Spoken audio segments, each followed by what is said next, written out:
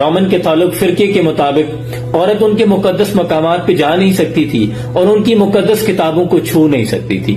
عیسائیوں کی سب سے بڑی حکومت رحمت الکبریٰ میں عورتوں کے ساتھ لونڈیوں سے بدتر جانوروں جیسا سلوک کیا جاتا تھا، اور زمانے جاہلیت میں اسی عورت کو عربوں میں پیدا ہوتے ہی زندہ درگو کر دیا جاتا تھا۔ لیکن پھر اللہ نے اس کائنات پر رحمت کی، پھر رحمت کا سورج طلوع ہوا۔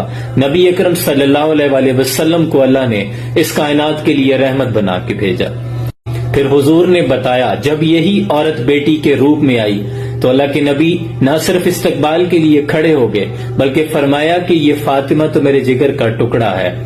اور یہی عورت جب بیوی کے روپ میں آئی تو حضور نے فرمایا ختیجہ اگر تم میری جلد مانگ لیتی تو میں خوشی خوشی اتار کے دے دیتا۔ یہی عورت جب ماں کے روپ میں آئی تو حضور نے فرمایا اگر میں نماز پڑھ رہا ہوتا اور میری ماں آواز دیتی محمد صلی اللہ علیہ وآلہ وسلم تو میں نماز توڑ دیتا۔